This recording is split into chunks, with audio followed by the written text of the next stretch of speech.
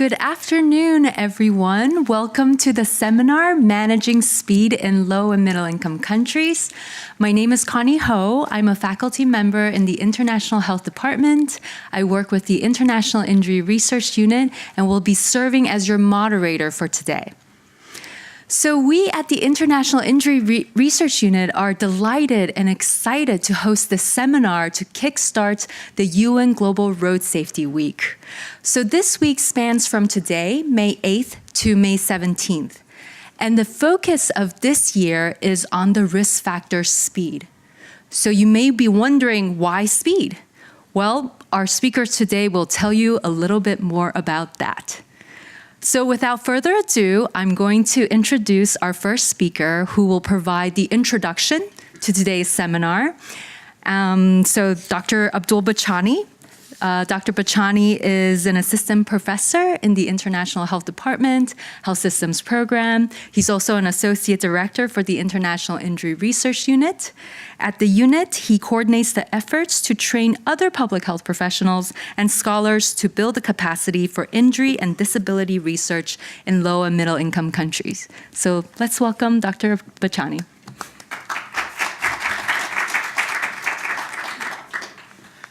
Well, thank you, Connie, and great to be here. Hello, everyone. Pull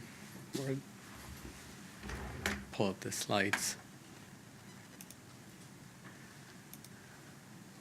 So over the next few minutes, I thought we'd just go over why, first, we're talking about road traffic injuries, and then this being the UN Road Safety Week, focusing on speed, why and how speed is a risk factor for road traffic injuries. And then give you some example from some of the work we've done, which you will find in the folders you got. We have a special issue with some of the empirical studies that we've been able to conduct on different risk factors for road traffic injuries, speed being one of them. So what's the burden of road traffic injuries worldwide? Data from the Global Burden of Disease study, for example, shows that road traffic injuries are among the 10 leading causes of death worldwide. We can see here that since 1990, we have had a 20% increase in deaths related to road traffic injuries. And projections are that if things stay the way they are, if we remain on the same course that we are on, this number will increase further, and road traffic injuries will increase in prominence as compared to other causes of death worldwide. So overall, the same study found that injuries in general lead to about 5 million deaths worldwide, of which 40% are from unintentional injuries. So about 1.8 million deaths due to unintentional injuries. But more significantly, when we look at road traffic injuries, they account for 1.3 million deaths, or about 30% of the injury burden worldwide. If you just look at unintentional injuries, then it's a higher proportion, about 70-something%. Here is a figure that shows the distribution of road traffic injuries and other injuries, and you can see injuries form a big proportion of the pie for deaths related to other injuries as well.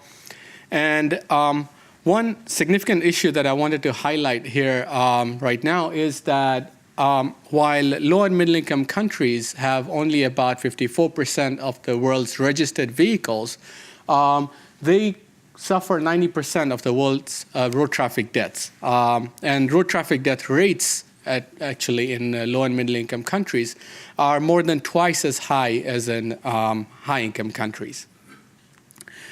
Here is a figure that shows that amongst low and middle income countries, it's actually middle income countries that are more affected by road traffic injuries. And these are countries that are very rapidly developing, their infrastructure is developing, and more likely than not, safety is not featured into that development. The green portions of these circles represent middle income countries here. And we can see that the proportion of road traffic deaths is really high in those countries. So moving on to speed and why it's an issue in terms of road traffic injuries. When we're talking about speed, it's important to realize that we're talking about two different issues related to speed. First is excessive speed. Excessive speed means traveling at speeds that are higher than the posted or prescribed speed limit for that stretch of road or for that city. And then the second issue is inappropriate speed. Now, we all know that road conditions do vary. We have weather that varies. We may have rain and snow that can make conditions different or reduce the safety features of that road. So inappropriate speed is speed that's while within the set speed limit, it's too high for the prevailing conditions. For example, driving too fast in snow or rain. So those are two important issues to keep in mind when we're talking about speed. So how is speed associated with road traffic injuries? Speed affects different factors that are related to risk of a road traffic crash. First is exposure. Secondly, we have crash involvement. We also have crash severity and severity of post-crash injuries. And I'm going to talk about a couple of these in a little more detail. So in a crash, the higher the speed limit, the greater the amount of mechanical energy that's transferred to the host. As humans, we're able to tolerate only a limited amount of energy over a span of time. So if there's too much energy being transferred to us over a short amount of time, that is what causes injuries.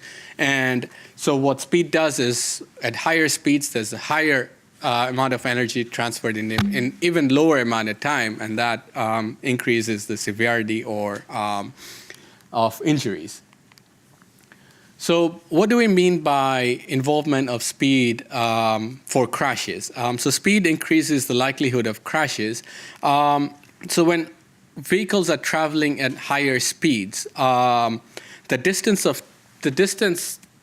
that is traveled after you react and hit the brake is longer at higher speeds, and therefore it's more difficult for you to stop at higher speeds, and thereby increasing your risk of a crash. So the distance that's traveled during the driver's reaction time, and I'm going to show you a figure in a little bit, is a little higher, causing higher likelihood of a crash. We also said that speed increases the severity of crashes. So in the event of a crash, the higher the speed, the higher the risk of serious injury or death. And this is because there's higher energy being transferred to the individual that will damage body structures and the internal organs.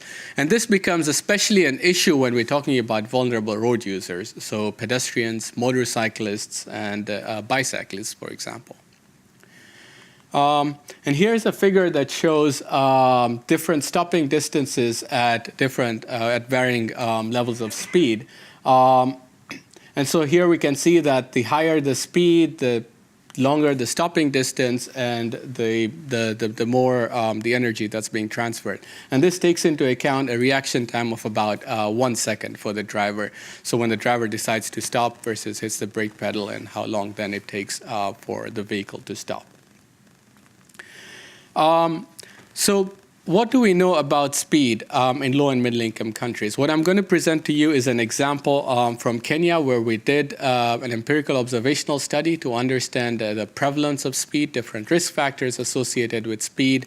We also did some focus group discussions and knowledge, attitude, and practice surveys to understand this issue. We worked in Kenya from 2010 to 2014. So over the 5-year period, there were several interventions being implemented. We measured speed at selected locations within 2 districts in Kenya. And here you can see what this graph is showing is speed compliance. So we're looking at the proportion of vehicles complying or traveling at or under the speed limit. So this gives us an indication of what proportion of vehicles were not excessively speeding.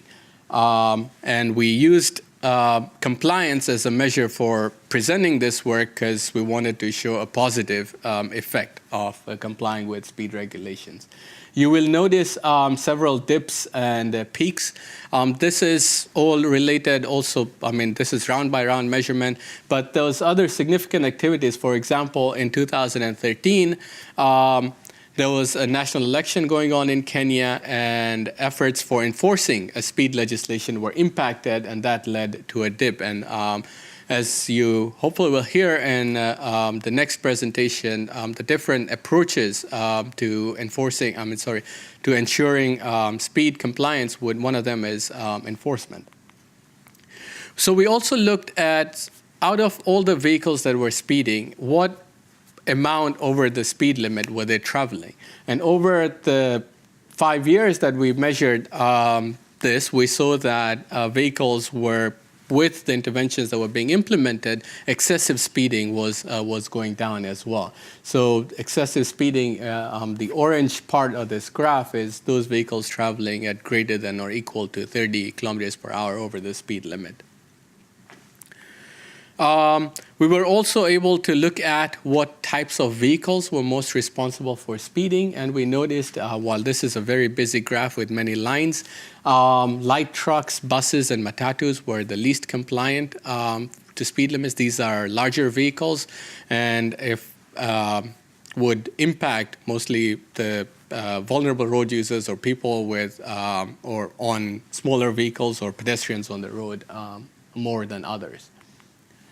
From our knowledge, attitude, and practice surveys, we were able to identify some of the factors that were playing a role in terms of a driver's decision on whether or not to speed.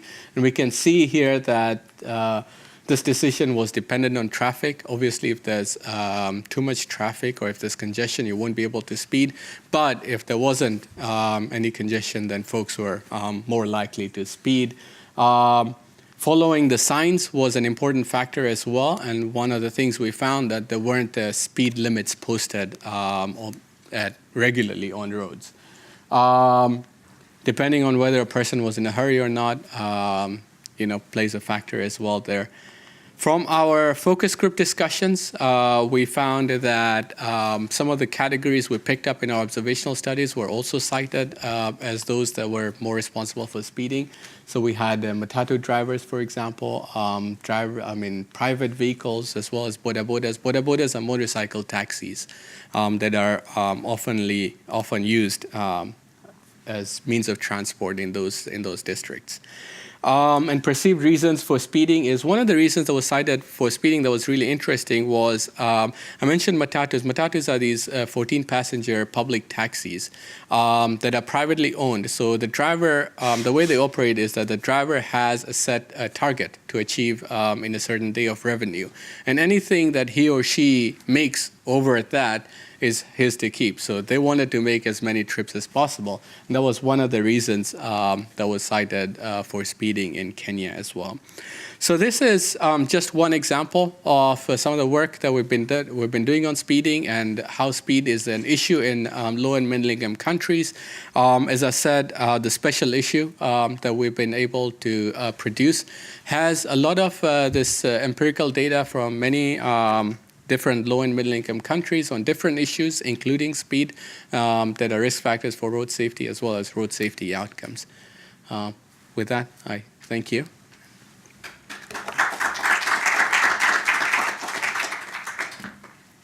Thank you very much, Abdul, for the very helpful and informative introduction. Now I'm delighted to introduce our keynote speaker, Dr. Soames Job, who is one of the leading road safety experts in the world. Let me give you a brief background on Dr. Soames. Now, Dr. Soames is the Global Road Safety Lead and head of the Global Road Safety Facility at the World Bank. Dr. Soames has successfully consulted for various organizations and provided road safety guidance to over 50 countries. Now, his experience is extensive, so I'm just going to name a few. So, Dr. Soames has served as the Executive Director of the National Road Safety Council of Australia, the Director of the New South Wales Centre for Road Safety, the Chair of the National Road Safety Executive Group, the Deputy Chairman of the Australian New Car Assessment Program, as well as the Director of the Health and Safety Psychology Research Unit at the University of Sydney. Soames has also won over 25 awards and has over 400 scientific publications. So it's a great honor to have you here with us today. Dr. Soames?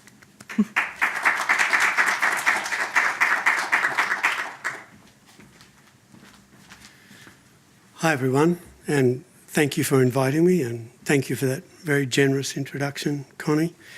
I think in my CV I always say awards as part of a team. Most of them are part of a team, and it is so critical to us all that, you know, it's always teams that achieve something substantial in road safety, and I think managing speed is going to be no exception to that. So now how do I close this and... Show me, do I? Oh, there we go. Great. Hidden drawer, okay. It should be open down here. Fantastic. Okay, sorry about that.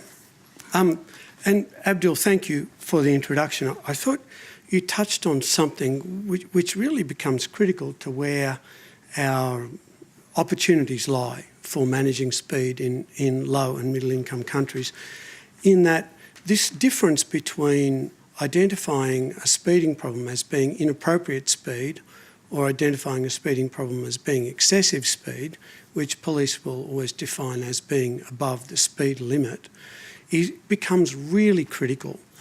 And it becomes critical in several odd ways.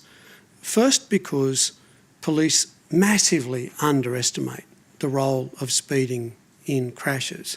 And this is actually one of the big political limiting factors in managing speed, that in almost every country you look at, the official data will say that speeding is contributing to 25, 30, 35% of deaths.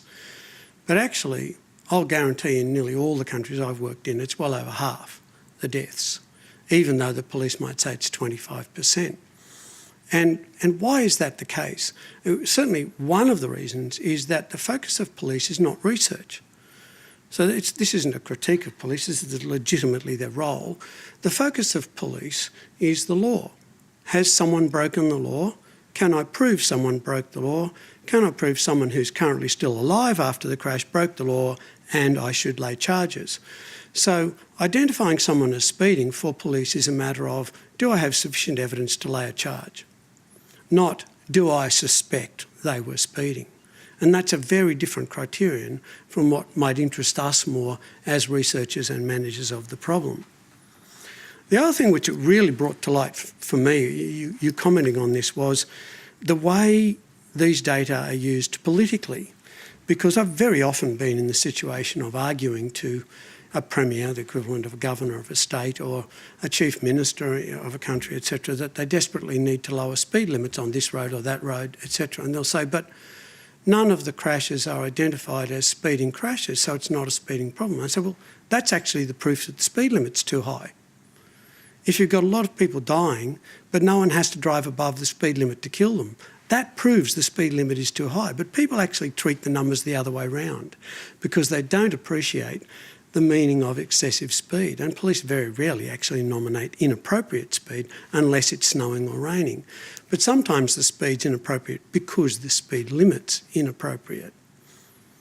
So we have 80 km/h speed limits on roads that you should never drive anything past 50. Then everything between 50 and 80 is inappropriate no matter what the conditions are. But that point is so often missed. And that really highlights part of our political leadership and management problem with speed and speeding. So, having said all of that, what I was asked to talk about is where do we really get critical value in managing speeds, particularly for low and middle income countries? So I'm just going to add a few comments on low and middle income countries. What are the key barriers to action on speed in low and middle income countries? And then where are opportunities across these areas within roads, vehicles, behaviour change and management and leadership?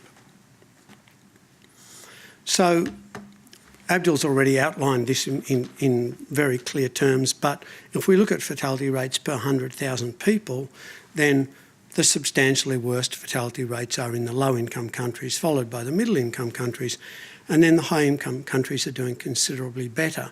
And the high-income countries very focused on road safety are actually doing dramatically better than that. So Sweden and Norway and several other countries are now well below 3 deaths per 100,000. Even some fairly large size, low population density jurisdictions like New South Wales, the state I was head of for many years in road safety, is now under 4 deaths per 100,000.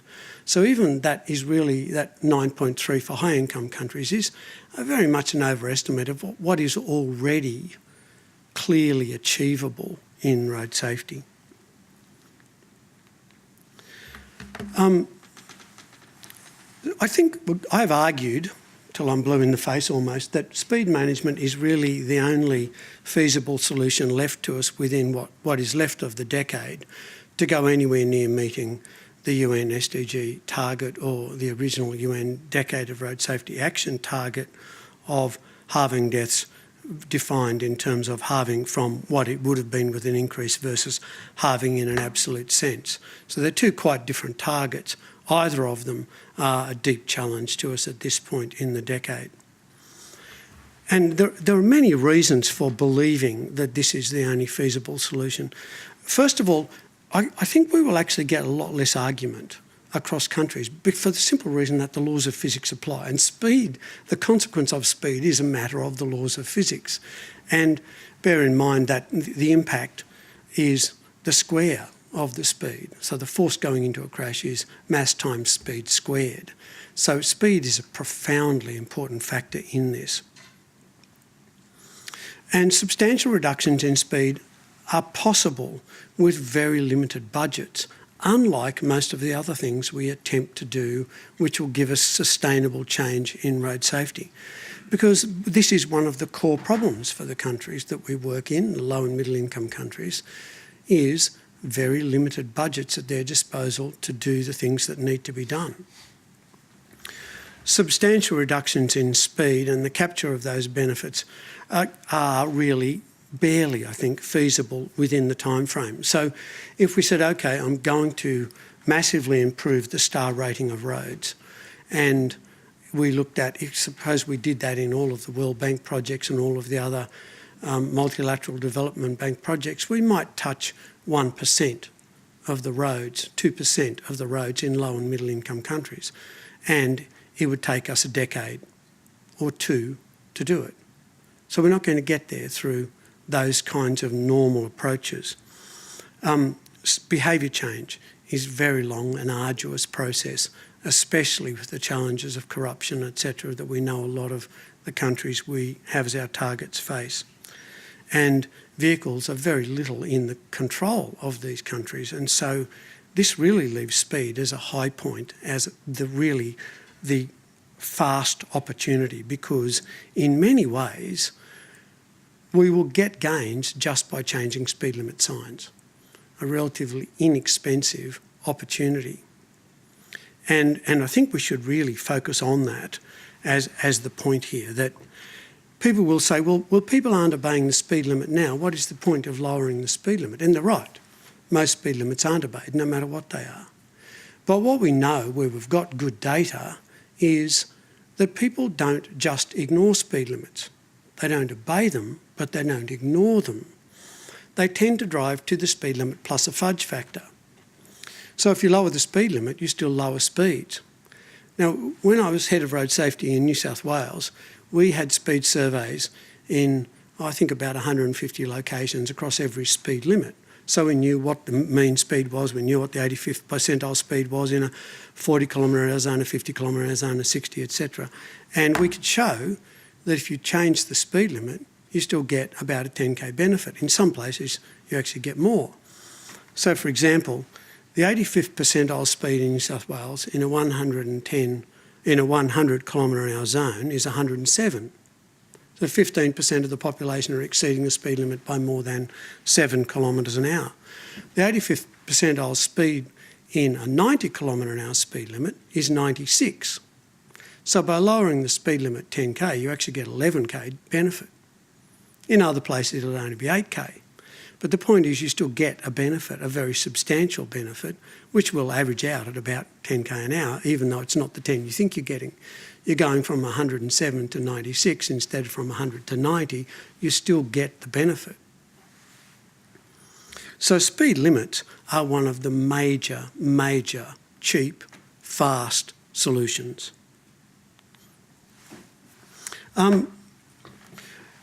The other thing which is important, I think, to appreciate about speed management, especially open road speed management where we can really prove the case, is that you get a lot of synergies, you get a lot of co-benefits.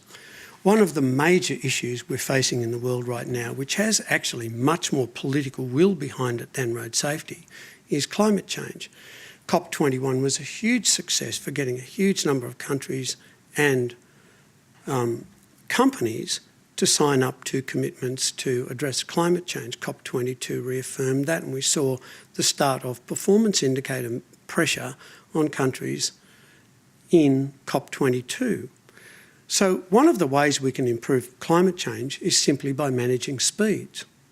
The ideal open road speed for an efficient passenger vehicle is about 85 kilometres an hour.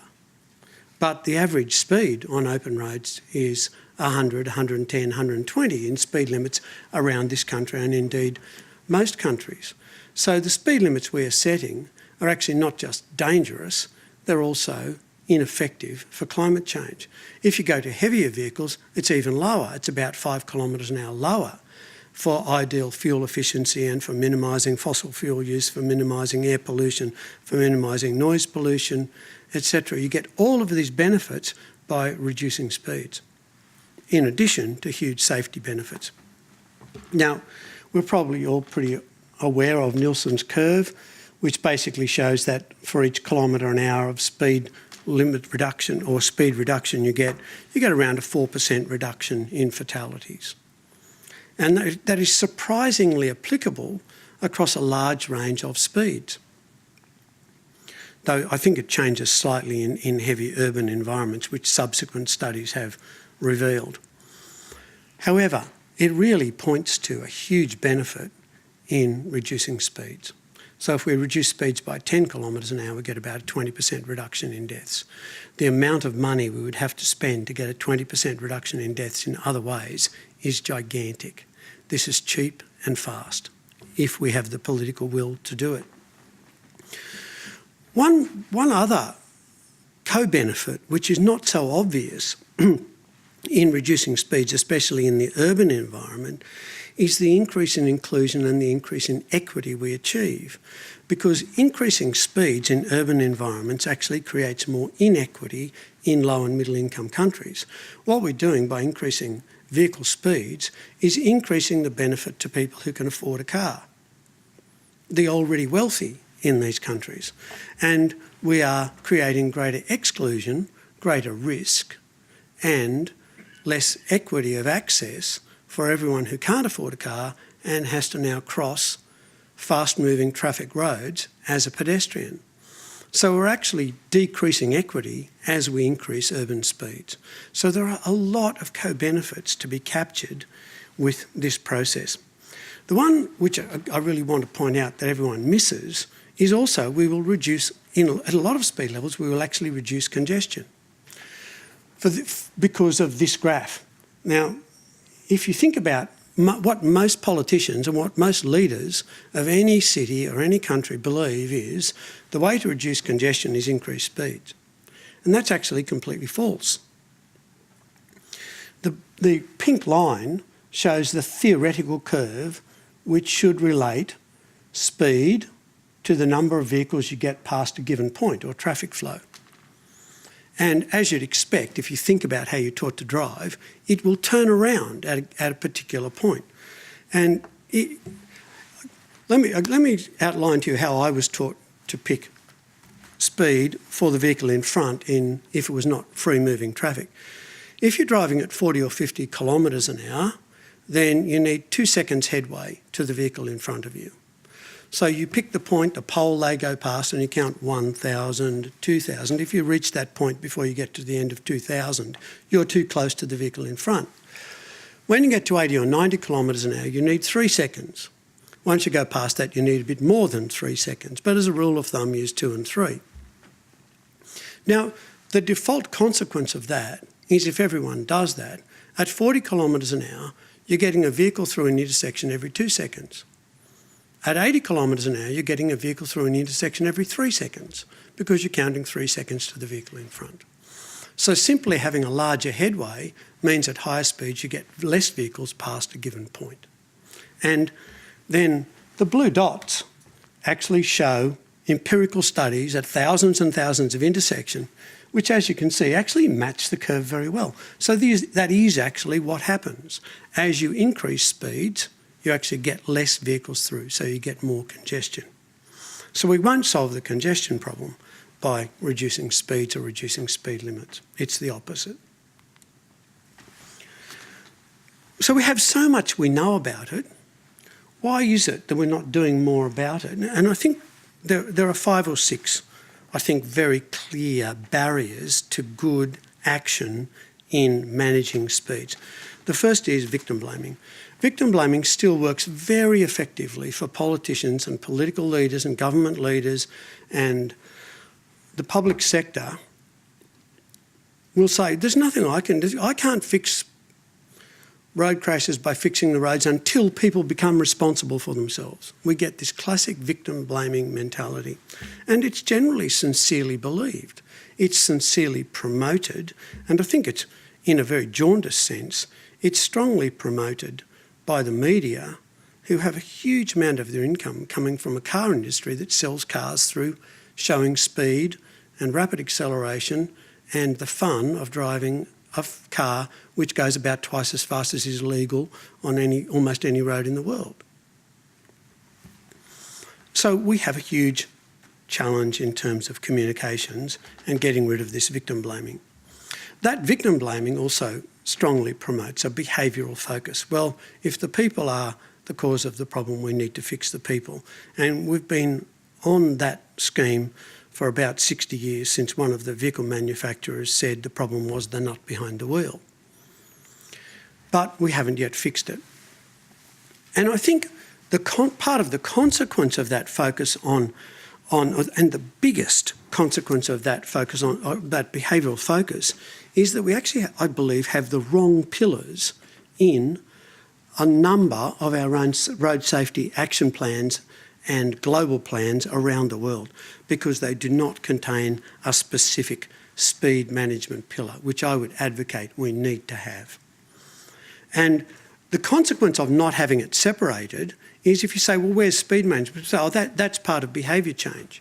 You need to change people's behaviour so they don't drive as fast. And that is a huge mistake, because speed management is not just a behaviour change issue. We shouldn't think of it as just being about safe road users. It's a vehicle issue, it's a roads issue, it's a management issue. And if we miss all of those by not having it as a separate pillar.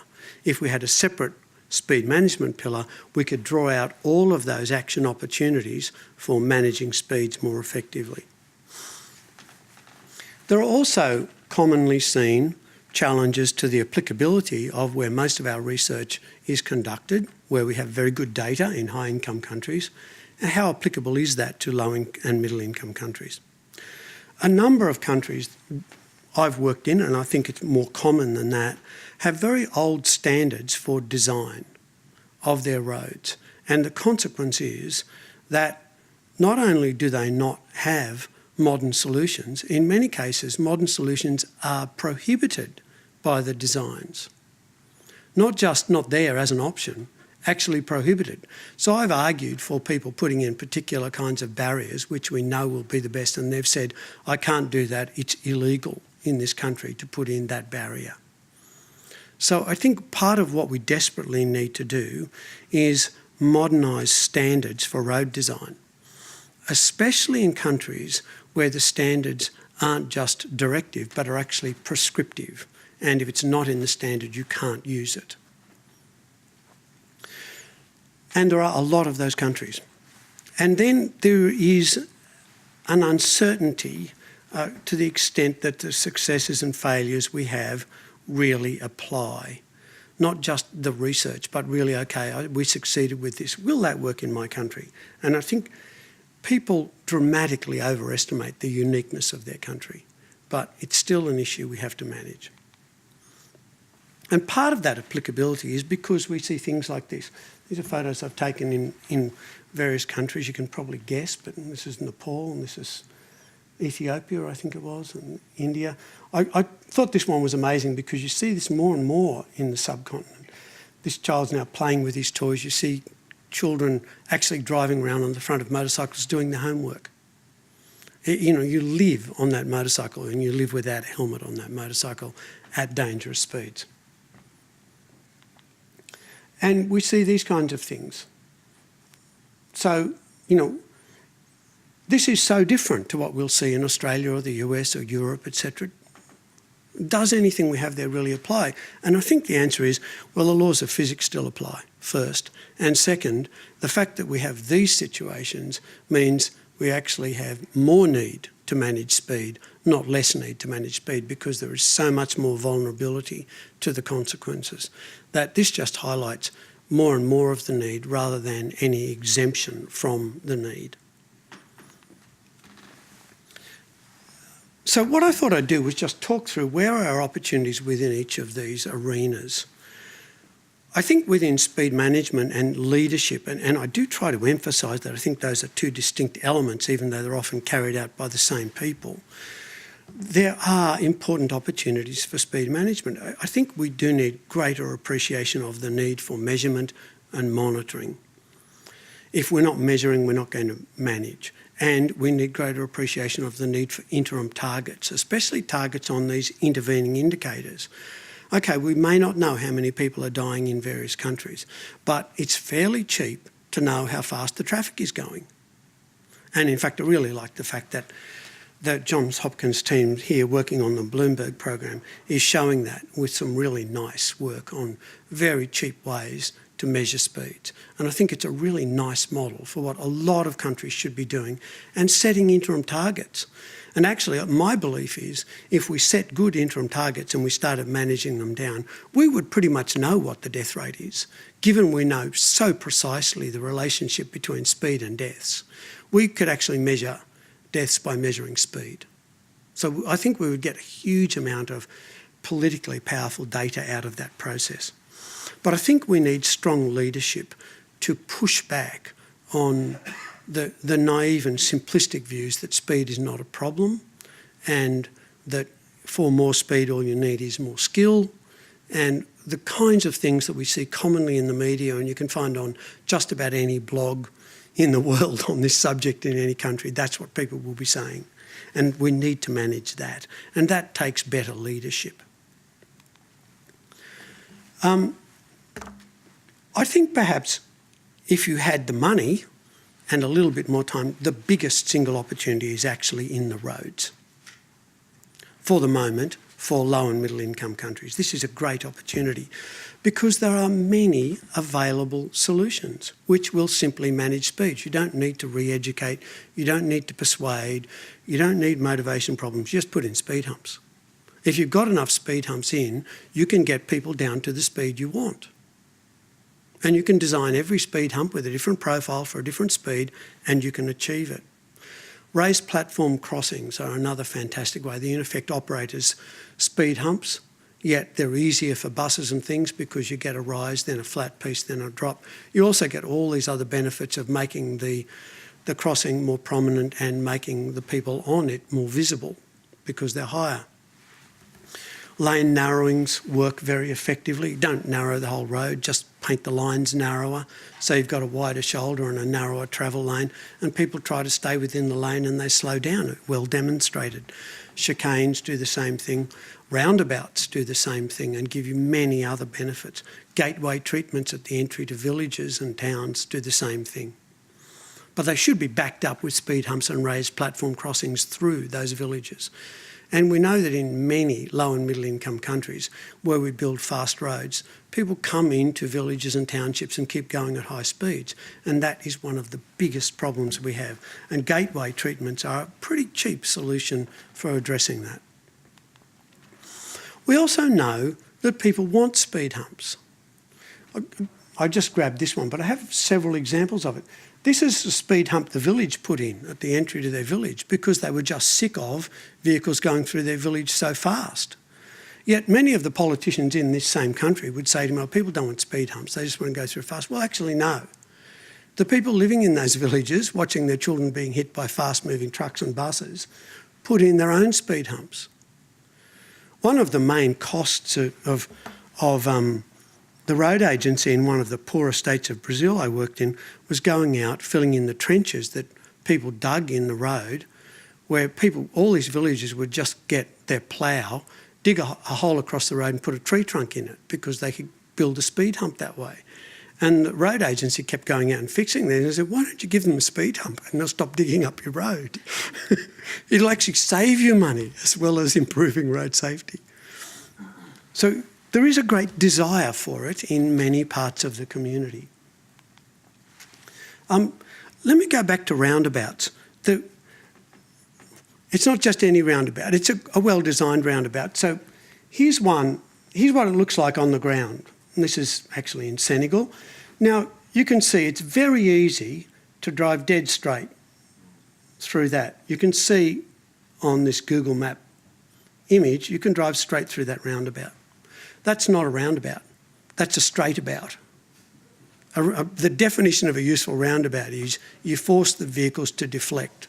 That's what gives you the benefit in a roundabout. So that's not actually working as a roundabout. That's a straight through intersection with a piece of concrete in the middle. A proper roundabout looks like this. So as you can see, you can't go straight through that roundabout. You're going to hit something. You've got to go round. This is one only a few hundred metres from where I used to live in Australia. And as you can see on the aerial view from Google, you simply can't draw a straight line through that roundabout. That's a roundabout. That will slow the traffic. That will give dramatic benefits to pedestrians. That will give dramatic benefits for T-bone crashes because everyone's going slower because the crashes are at an angle. It changes the whole nature of intersection crashes. So it's not just saying, oh, I'll put up a speed hump, I'll put up a roundabout. It's got to be the right one and it's got to be well designed to achieve the benefit. But it's not a complex thing to design a roundabout to achieve that. So huge benefits there. Vehicles. I think vehicles are the area where we have huge opportunity which we're failing to capture the most. To me, it's the most frustrating area of road safety. And I think especially that's true for low and middle income countries because they have very little power, very little control over the vehicles they bring in. The best power and best control they can have is you can push them to go, okay, instead of you bringing any vehicle that's less than 10 years old, let's go to 5 years old, so you're at least getting more modern vehicles. And that's the level at which these countries are thinking about the standards for importing vehicles. And many of them have no inspection scheme. So once the vehicle's in, it's up to faith in the driver or the owner to maintain it properly. So this is a deep challenge for these countries. And what we are doing in the high-income countries is sitting back waiting for autonomous driving as the solution to the vehicle problem. But there are so many technically available solutions we should have in all of our vehicles now that we don't have because we don't have the political will and the political courage to do it. The most obvious is speed limiting. Why is it that you can buy a vehicle in this country or any other high-income country that will do twice the speed limit of any road in the country? It's just absurd. You know, it's like saying, okay, the limit for alcohol is 40%, but you can buy alcohol at 80% and we'll rely on you diluting it. That's what we're doing. But you couldn't sell, you know, if you set a limit like that, you wouldn't be allowed to sell the alcohol at 80%. But you can sell cars that rely on you diluting the impact of the car. The vehicle industry is so powerful, and I think autonomous driving is just a furphy hijacking us for the next 20 years before we eventually get it, when we should be acting now. And the technology is there now, and if you actually put speed governing into vehicles, if you put it in en masse, it costs about 50 cents a vehicle. It's a minute cost. It costs a little bit to develop it. You know, every vehicle manufactured now in a high-income country actually has speed governing on it. It's just that it has speed governing set so high that it's there to protect the motor, not there to protect the occupants. So all you've got to do is change the software to set the speed governing at a different point and you've solved the problem. Or the problem of open road speeds anyway. We're just not doing it. We're just not facing up to having the demand from the community to get the things we should have for speed limiting. And really, this comes back again and again to the problem of victim blaming. But I think that for low and middle income countries, this is actually a low value issue. This is not one they can solve. We need to solve it. Behaviour change. This is the obvious one, but I think it's overly and very often poorly used, especially in relation to speed. Driver training is still seen as a sound option. If you're going to have more speed, you just need more skill. It's a really common view of the world.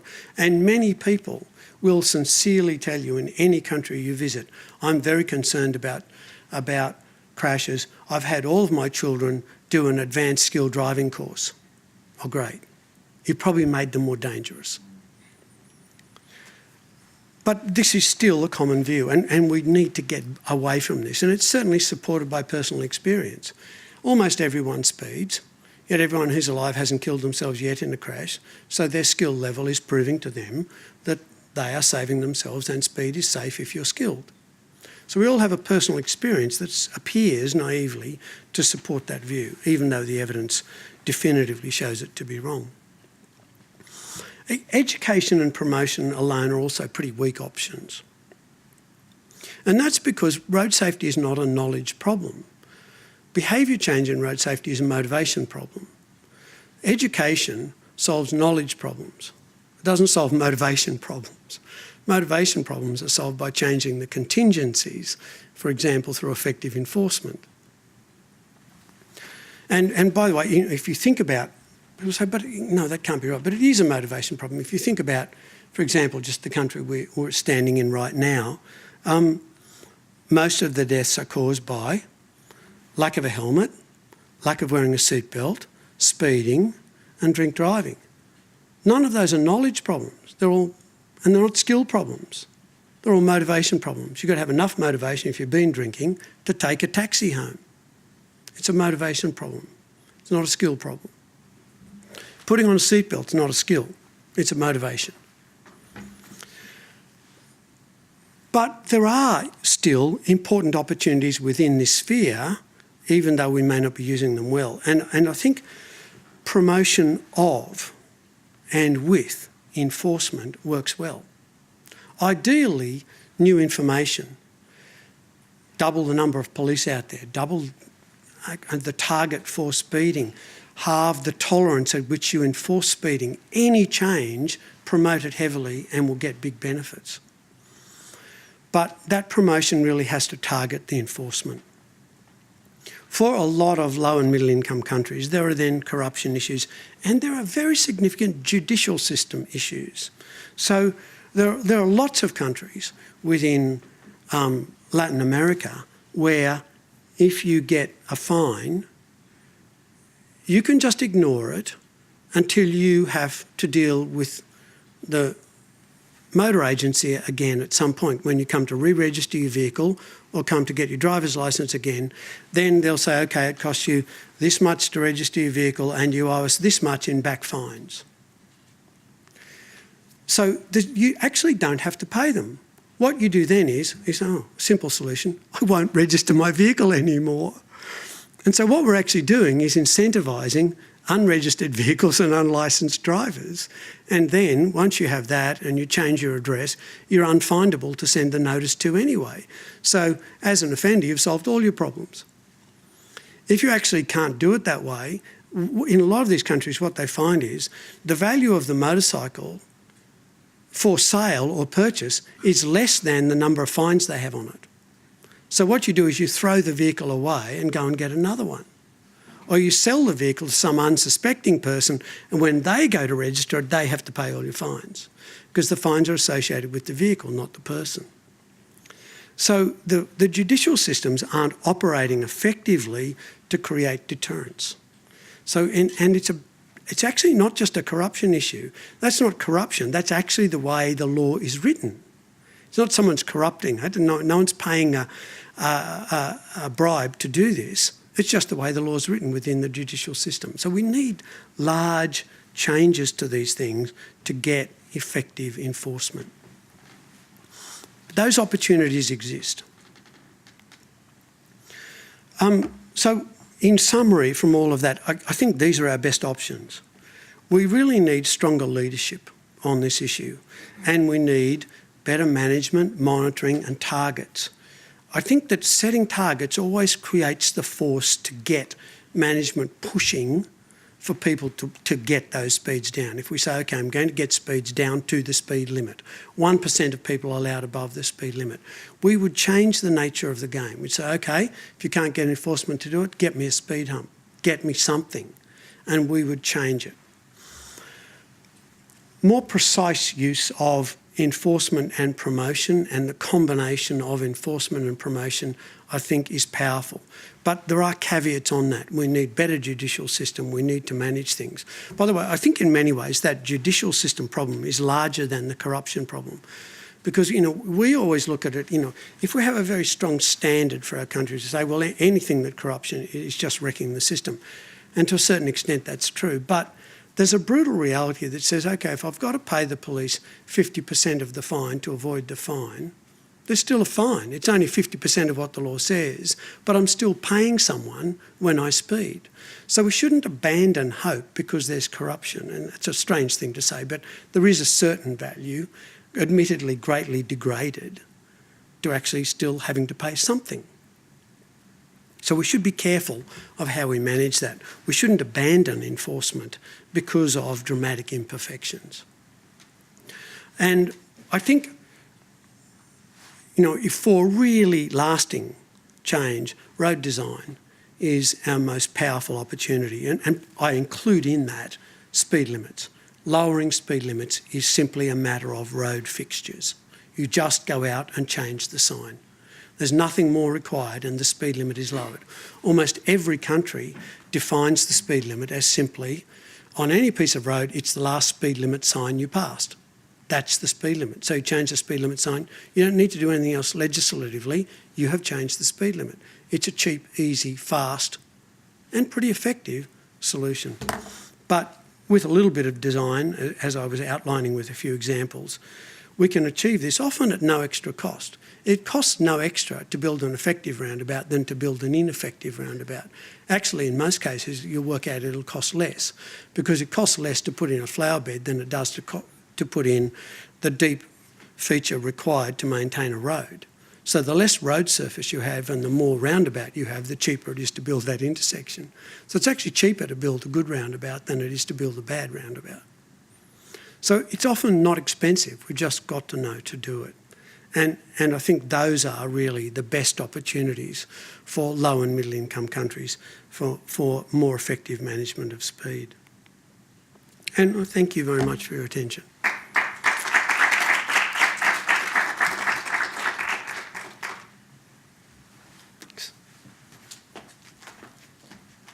Thank you very much, Soames, for the very interesting presentation. I'm going to ask you and Abdul to both sit on stage as we open this up for questions. If you have any questions, please, for either of our speaker, please just raise your hand. And do we have a microphone, actually, that we can pass around? We do? Okay, perfect. So the microphone will come to you. Well, as people are brainstorming for questions, I'm going to take moderator privileges, if there are any of those, and ask the first question. So this question's for you, Soames. Actually, it's two related questions.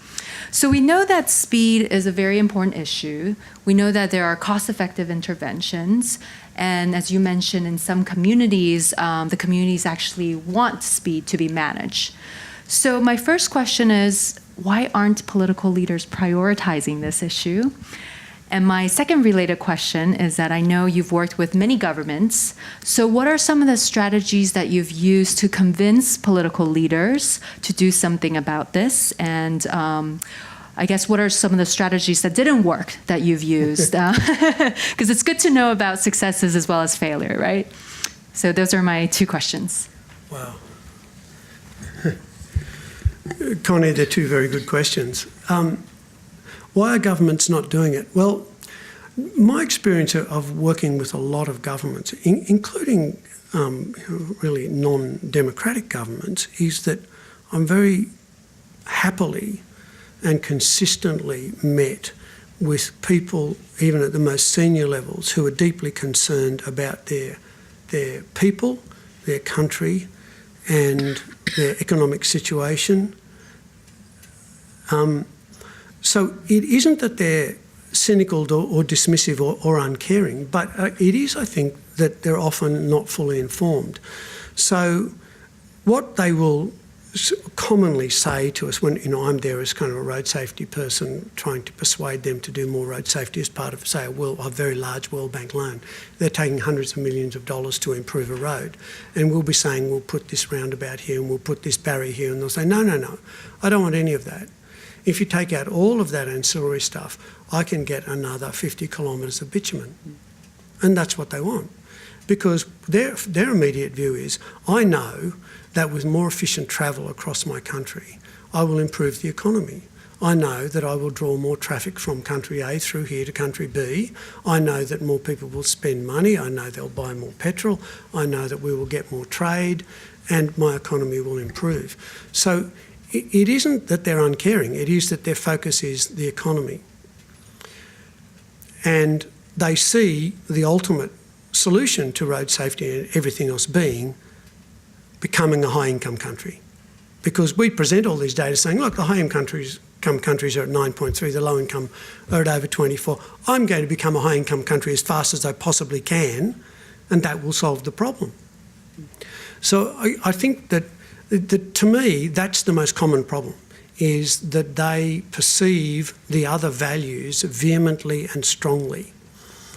The second problem is that they will then say, okay, road safety is important, but I'll do an education program. Give me the extra 50 kilometres of bitumen and I'll do a road safety education campaign.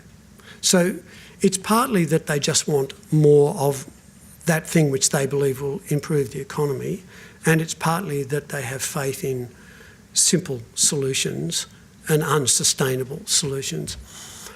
So I think that leads fairly readily into the way you might manage that. So what I would typically do with a government where we don't have a good estimate, and that means most low and middle income countries, is I would take an approximate estimate. So I would take the latest WHO figure and say you have 7,600 deaths or whatever it is, and they don't estimate serious injuries, but I would take a ratio. I think a good ratio to estimate is about 15 to 1. So if you've got 7,000 injuries, you've got 7,000 deaths, you've got about 15 times that in serious injuries. A death is costing you 70 times GDP per person. A serious injury is costing you 17 times GDP per person. They're the IRAP estimates based on dozens of countries of cost. I multiply that out and I find that in your country, crashes are costing you 6% of GDP. So you're focused on this road which might get you 0.25% increase in GDP, but the deaths are costing you 6% of GDP. Let's focus on the deaths. And that is very compelling. Most of them will be first shocked. What? 6%? Yep, that's more than your growth for the next 5 years. If you just get rid of these, you'll be equivalent to 5 years' worth of you're heading towards a high-income country. Let's get rid of these. And that's a very powerful argument. So I think the first thing is they're often not aware of not just the level of death, because they've got the official figures, not a better estimate, and we know they're often hugely out, and they're not aware of the economic consequence. Now, many of them will then take advice and come back the next day and say, no, those figures must be wrong. And you say, okay, why do you think they're wrong? And so we're only spending 2% of our money on health. How can this possibly be costing me 6%? And then you need to go through and outline to them all the costs they're paying that are not in the health system, all of the lost income, and then what I think, coming back to the data that Abdul presented at the beginning about, they will come back and say, well, this is the 8th leading cause, I'd be better off getting rid of ischemic heart disease, I'd be better. Well, actually, no. The average person dying of ischemic heart disease dies at about retirement age post. They're not costing you anything when they die. But actually, your average death from a crash is about a 20-year-old or so. They're the person you've just spent a fortune educating. They're about to start contributing to the economy, and you go and wipe them out. So that's why this one matters more than any other kind of death, because the age at which you kill them or maim them or disable them. That's the first argument. The second one, I think, revolves around a much deeper account of what actually works in road safety and what doesn't, why putting in the barrier will work and the education won't. So I think they're the powerful ways forward. Can I follow up on that, Soames? I have a question for you as a follow-up to that. So the arguments you mentioned will work to convince the people who are making decisions. But oftentimes politicians, to get votes, will tout, say, these many roads built or these many roads tarmacked. How do you help them do that? That really is a serious challenge. And I think to a certain extent there are very cynical answers.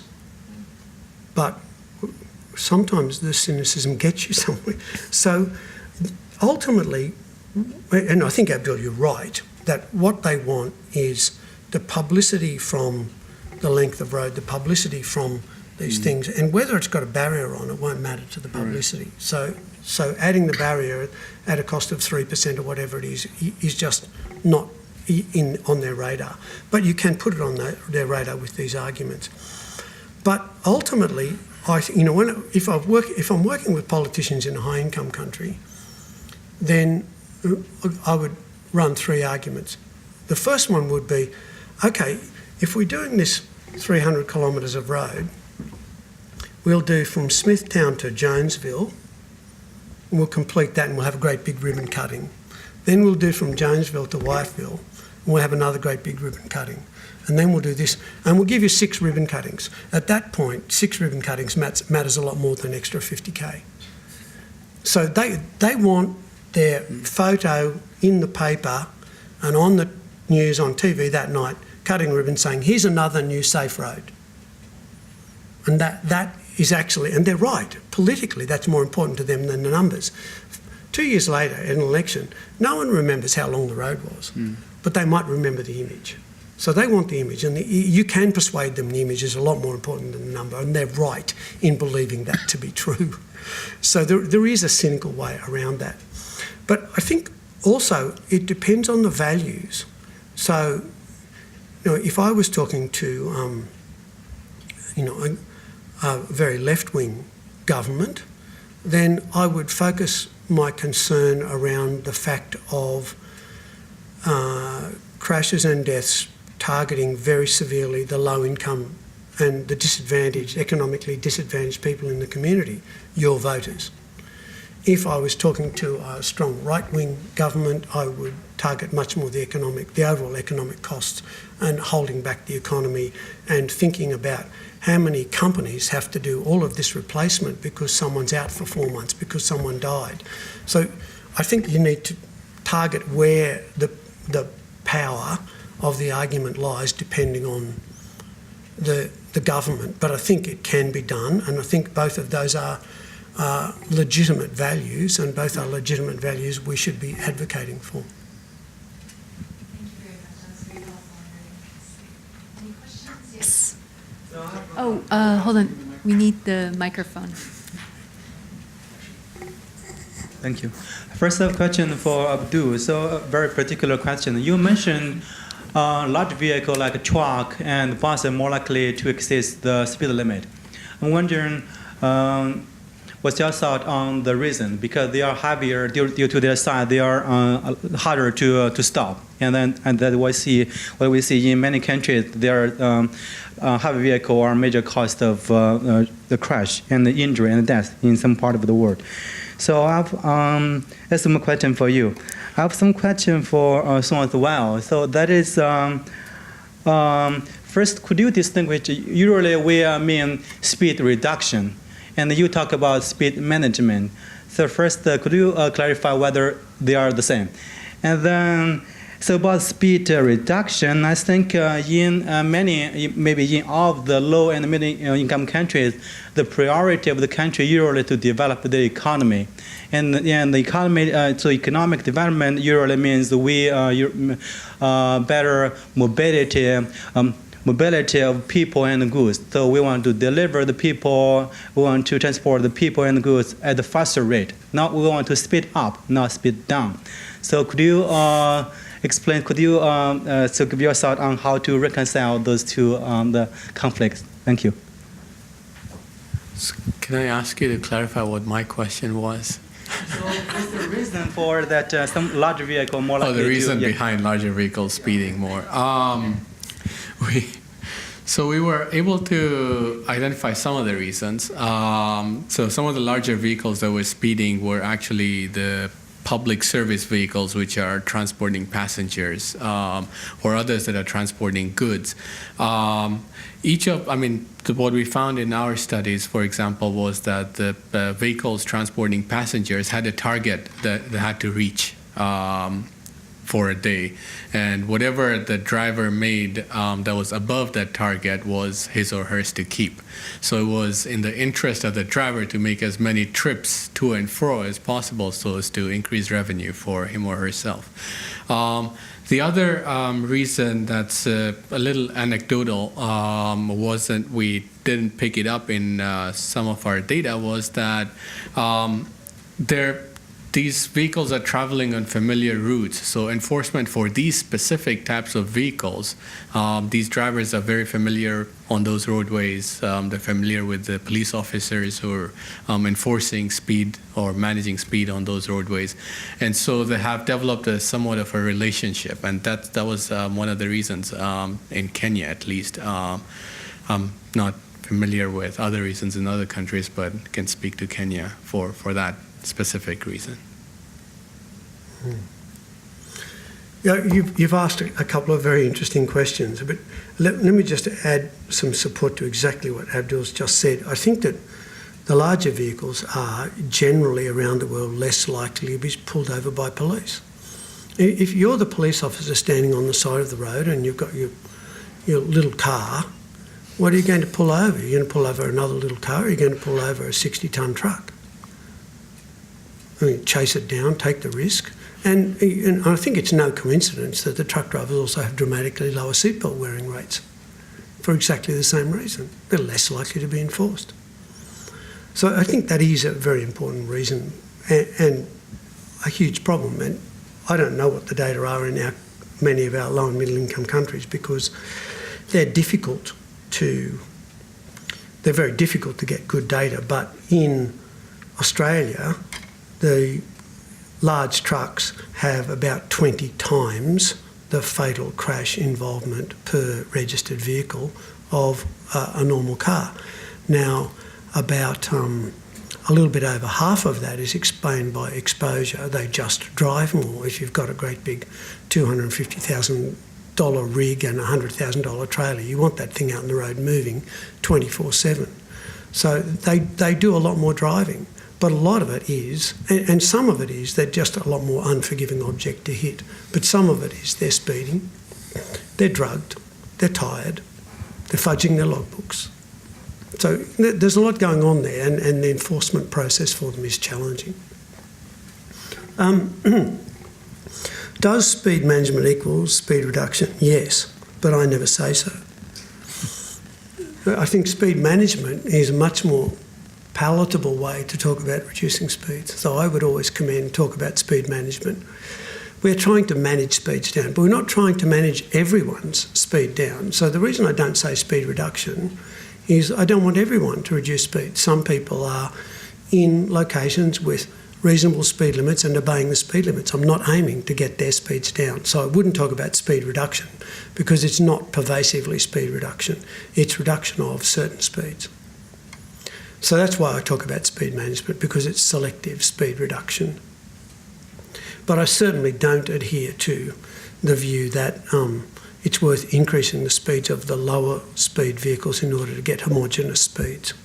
So that's not what I mean by speed management. I mean getting the higher ones down. In terms of increasing the economy, yes, this, as I was outlining, this is often a critical view from governments that, well, if I get the speeds up, I actually improve the economy.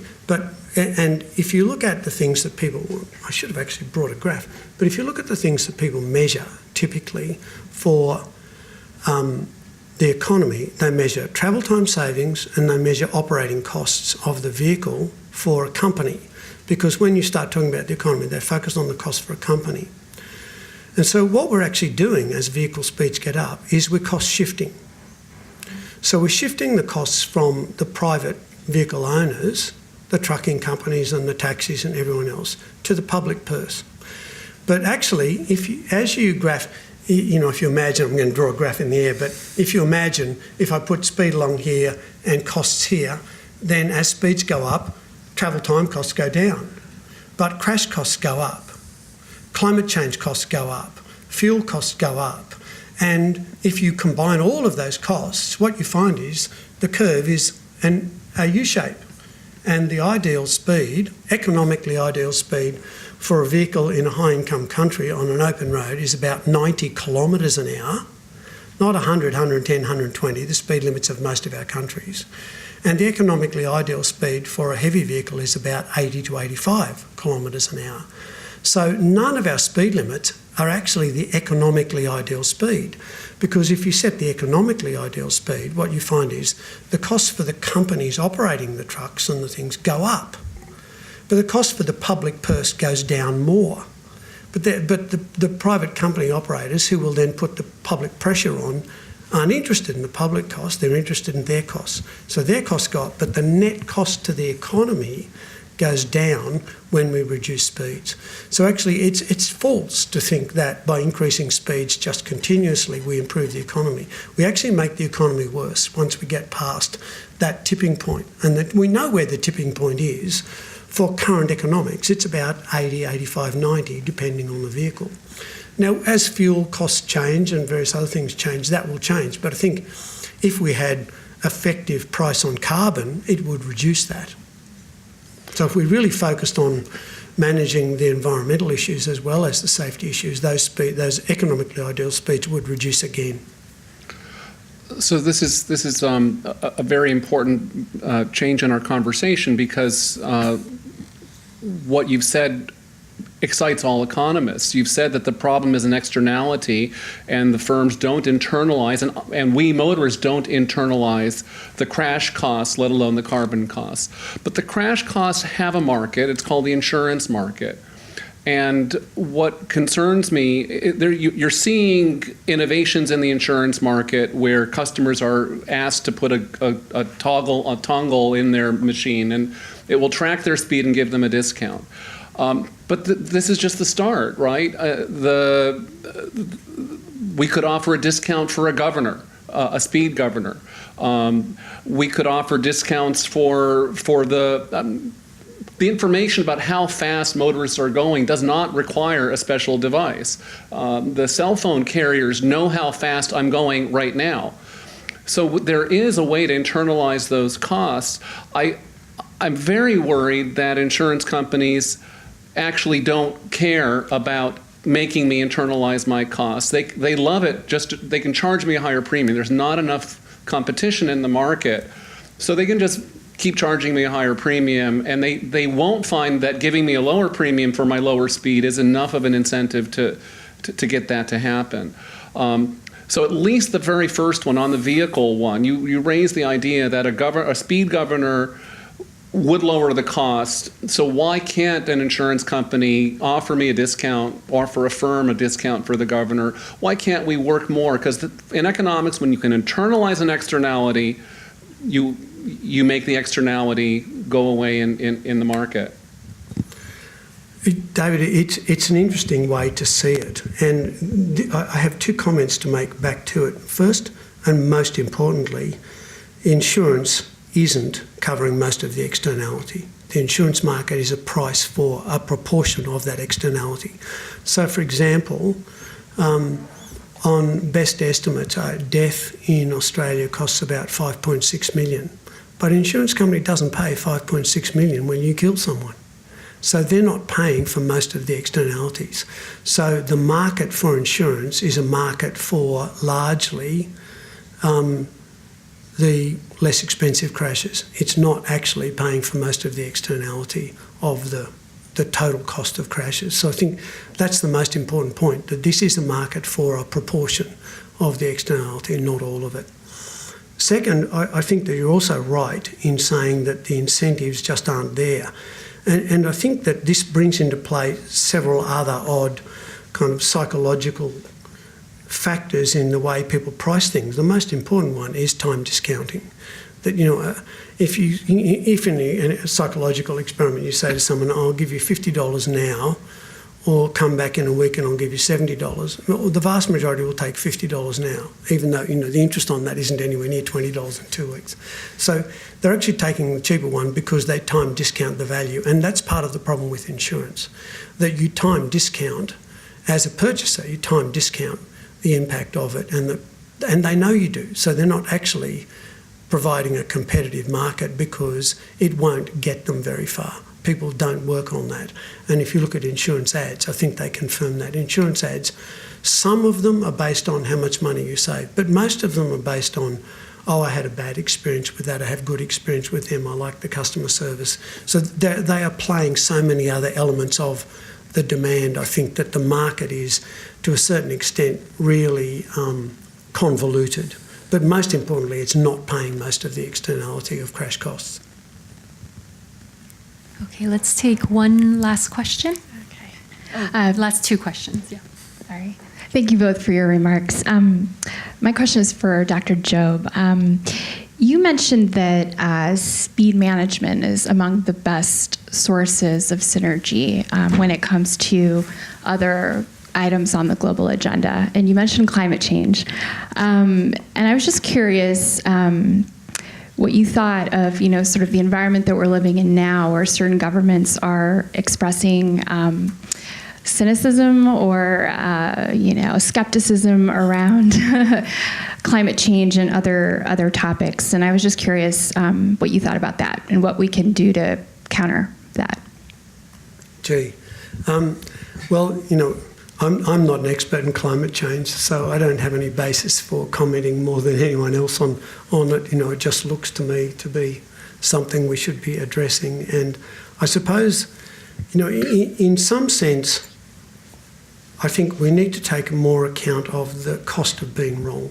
So, you know, the decisions we make shouldn't just be on the probability that we're right or wrong. They should be on the consequence of being wrong. So I look at it this way. Suppose it turns out that climate change is not true and we aim to manage it. Have we ruined the world? No, we haven't. But suppose it turns out that climate change is true and we don't manage it. We've really made a gigantic mess. So the consequence of being wrong in one direction is far worse than the consequence of being wrong in the other direction. And I'm kind of surprised in the public debate that that's not an argument that's made. I'm very surprised at the absence of that argument. It seems to be constantly an argument about proving it exists or doesn't. Let's not think about that. Okay, maybe it does, maybe it doesn't. What is the consequence of being wrong in each direction? It's dramatically different in severity, and I'm really surprised that's not an argument. I never hear that in America. I'm just surprised by the lack of that argument. So I would advocate for that. There is one other thing I want to say about the speed and climate change and these other synergies, and that is we have very, very good data on where the right speed is for all of these things in an open road. We know that it's 85, 90, 80 kilometres an hour. What surprises me is we don't know that for an urban environment. And I think maybe that's because urban environments vary so much it's difficult to know. But I think one of the key pieces of research that desperately needs to be done on that is working out what that answer is. And I think that the reason we're not answering it is we're not thinking about the right metric or the right contingent factors with which to answer it. So we shouldn't be thinking urban, because it's not urban that creates a difference in the ideal speed. It's number of times you have to stop. So we should be saying, okay, if you have to stop once every minute or once every 500 metres, then what is the ideal maximum speed you'd expect to get up to for the efficiency of the vehicle in that 500 metres before you stop at the next intersection? Or if it's 2 kilometres, what's the ideal speed? But to me, it beggars belief that no one has even asked the question, let alone created an answer for that. To me, if anyone's looking for a great research idea, there it is. What is the ideal maximum speed as related to how often you are stopping in an urban environment? Let's work out what is the actual, for safety, for environment, for air pollution, for noise pollution, for everything else. What is the economically ideal speed for an urban environment? And I think it's surprising that hasn't been answered. But maybe a step forward to answering that is working out what that contingent factor is. And I think it is how often you have to stop. My name is Milton. I come from Uganda. I think this is a very interesting presentation. I was just thinking, from our own context, one of the challenges we have is whether in the engineering of roads there is such a thing as looking at building roads for the people, or what they focusing on is changing people to suit the roads that they build. You build people for the roads, or you build roads for the people. Where do you draw the balance? I am very wary about a very bad engineering designs that result in huge health consequences, and the road engineers always get off the hook. Nobody talks about the bad engineering designs. In Uganda, there is a road called Massacre Road, which has been nicknamed Massacre Road. Last year was more or less a national disaster on that road. And it was after that road was upgraded that it became a national disaster. And up to today, every day there are at least 100 police officers deployed there to make sure no crashes happen. So safety achieved at very, very huge cost. And we've been having discussions with the National Road Authority. Isn't this already speaking about a bad design, that your product is bad from the beginning? Shouldn't engineers invest a little more in safety research and balance between good and safe roads? Find a meeting point between good and safe roads, so that the product they put out there is safe. Shouldn't that be a criteria for evaluating some of the road projects that are being funded in these different countries? Another point of reflection for me is the vulnerability that you talked about. I wonder whether it's not also applicable to the politicians themselves. We have a lot of verticalized road projects whose standards are set beyond them. Road funded by World Bank may have different safety standards. They may include roundabouts. In Kampala now, there's a major project that's removing roundabouts. And I saw roundabouts as among the things you talked about as important for limiting speed. So we have also vulnerability in the political leadership, especially verticalized projects, road projects that are funded from beyond our countries. So how do we address this vulnerability? Where do they stop in terms of autonomy and responsibility for the bad road projects that happen in the countries? Thank you. Milton, I think that was a wonderful commentary, and I think that I agree with the sentiment behind everything you've said. We do need to build roads more for the vulnerability of people instead of expecting we're going to build a road and then force people to get to a standard where they can use it safely, which I think has been the approach today. I think that a deep part of the reason why, as you say, the engineers get away with it is victim blaming. I think it comes back again and again to victim blaming. And in a sense, the engineer will argue this. Well, I built that road, I built it to the standard.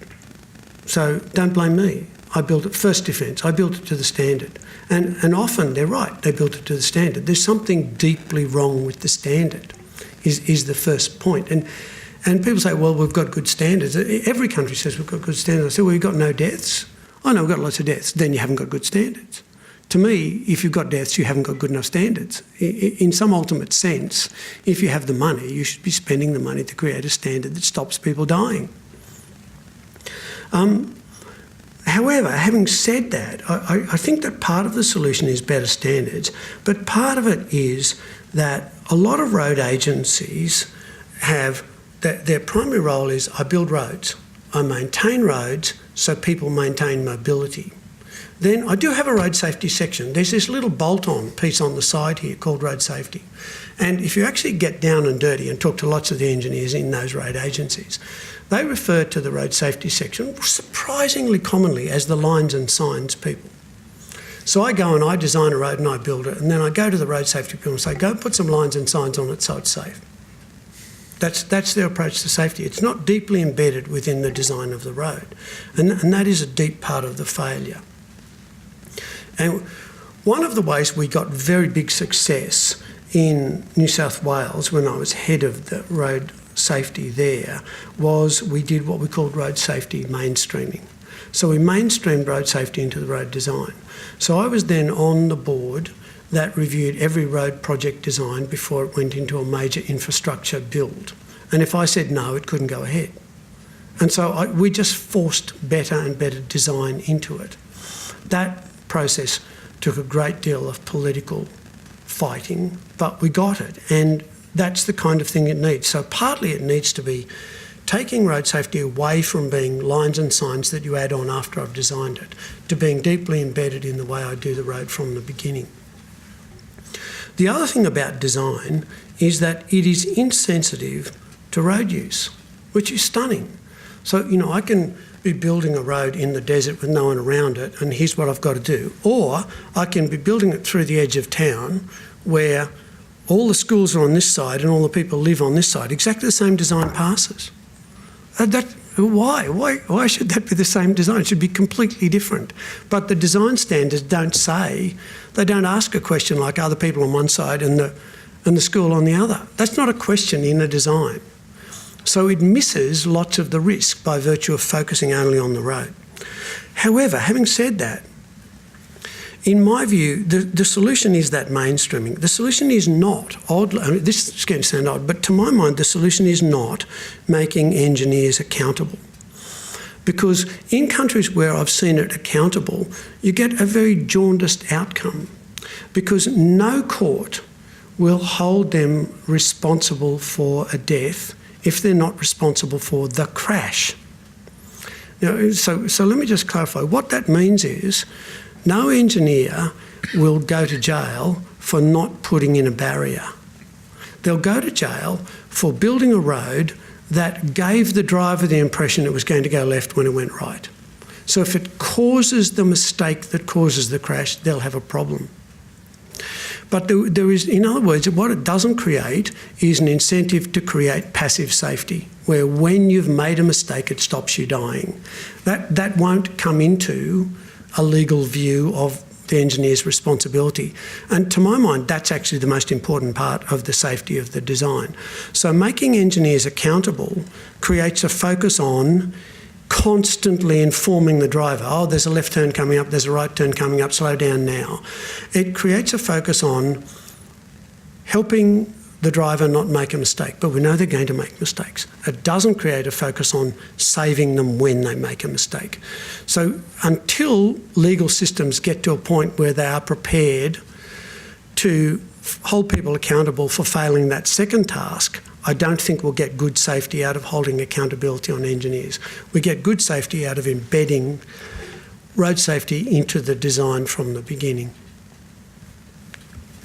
Thank you very much. I just want to thank our two speakers again for the very insightful and helpful presentations. Thank you very much. Before the last item on our list, which is announcing the winner of our injury units photo contest, I want to hand the mic over to the director of our unit, Dr. Adnan Haider, for some final thoughts.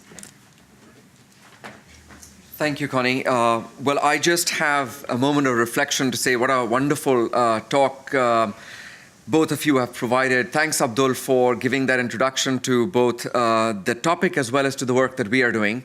And then thank you, Soames, for coming, first of all the way from Washington, D.C., and participating. I also want to welcome all of the folks who are online. We are live streaming this event, and I hope that colleagues not only in Baltimore or in the US, but also from around the world have the opportunity to watch you. Soames, we just wanted to give a token of our appreciation for you to come down and really grace this occasion, because this is the UN Global Road Safety Week on speed reduction. So if you could kindly come up, and a small token of thank you to you. Oh, thanks very much.